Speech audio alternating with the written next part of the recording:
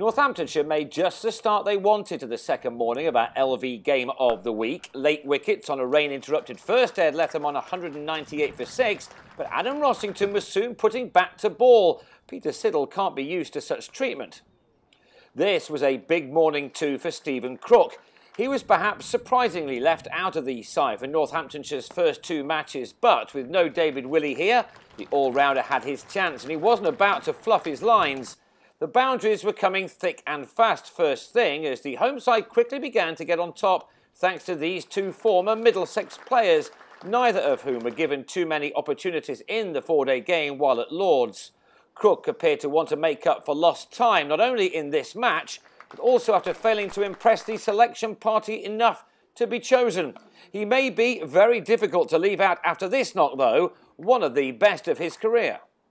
In fact, Crook was dominating the scoring early on, almost catching up his partner Rossington, taking some time to convert his overnight 33 into a half-century, the third of this innings. It was reached off 73 deliveries with his 7th 4 to go with his 1 maximum.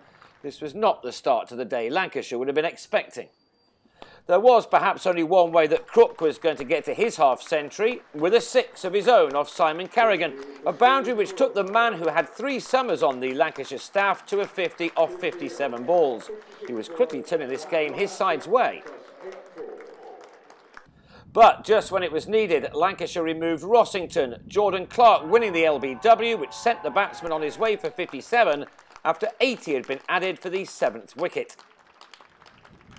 That dismissal just pumped up Crook even more. The 31-year-old only has 1 century to his name in the first-class game, but he was racing towards another as he smashed Kerrigan to all parts, taking 14 off 3 balls, including that 6.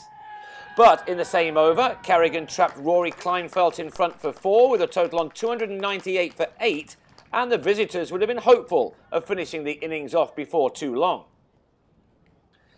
In their promotion season a couple of years back, Northamptonshire kept scoring heaps of runs from the bottom of their order, and they are starting to do that again this year. Crook took his boundary count to 13 4s and 2 6s and moved into the 90s after dominating a 9th wicket stand of 35 with Ollie Stone. So you had to feel for Crook when he was legged before to Kyle Jarvis, just 9 shy of his 2nd ever ton, but his knock had certainly given his side and their supporters plenty to smile about. His 91 came off only 89 balls. Now it was Stone who took over. He'd struck his career best in his last innings in the win in Leicester last week, and he was to pass the 28 he made there, scoring 38 here. He and Azarullah frustrated the visiting attack by batting for 15 overs in adding 52 more runs for the final wicket, a partnership which gave Northamptonshire a 4th batting bonus point. At last, Clark did it all by himself to end the innings on 385, the young all-rounder ending with figures of 4 for 101 in just his 2nd first-class match. This one coming the day when it was announced that Tom Smith's back injury may be worse than initially feared. The momentum was now with the home team, and it stayed with them as Kleinfeldt removed Lewis Rees for a duck in the first over of the reply, before the South African struck again in his next over. A great moment for Kleinfeldt, who saw off his fellow countryman Alvaro Peterson for a single. A wicket was left Lancashire on 3 for 2. It was nearly even better for the home team, but Richard Levy missed a tough chance at 3rd slip to get rid of Paul Horton on 13 off the unlucky Crook.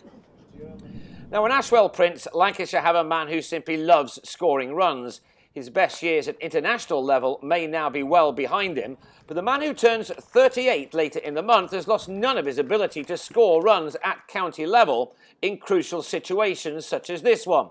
He started what is the 21st year of his professional career with scores of 21 and 97 against Derbyshire and another 108 in the win over Kent last week. He was soon off and running again here.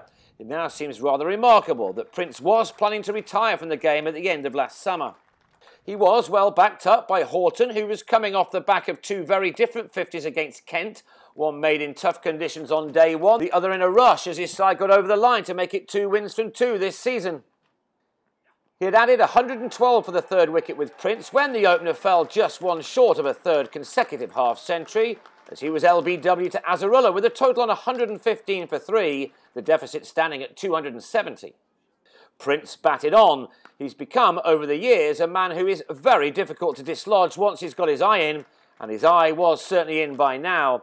He's closing in on 18,000 first-class runs in his tremendous career. This was the 128th time that he got to at least a 50 in an innings, and he was soon closing in on what would be his 12th ton for his county. In the days when so many overseas players come and go, Prince is a man who plays for Lancashire as if it was his very first game of professional cricket. To their credit, Northamptonshire kept plugging away at the other end, and Azarullah was rewarded for his accuracy when he won another leg before decision to remove Stephen Croft for 7 at 143 for 4. Prince was on 79 at the fall of that wicket, and there was an inevitability that he would soon be raising his bat yet again. He's made a brilliant start to this season and looks as good as ever. How Northamptonshire will have wished that he had retired at the end of last year after all. His latest ton, the 42nd of his long career, did arrive before the close with his pulled shot for 4. It gave him his 14th boundary from the 146 balls he'd faced, and he'd settled any early nerves once and for all as Lancashire balanced this game back up. They appear as if they will be a tough team to beat this season. Especially with Alex Davis playing as he is right now. Twice already this summer, in 2 games, he's recorded the best scores of his career of 89 and then 99, and he eased to an unbeaten 33 here with 6 crisp boundaries. Prince will go again on 104, made out of his side's 216 for 4, which now leaves Lancashire 169 runs behind. Prince and Davis looking to add more to their 5th wicket stand of 73 when play begins again on day 3.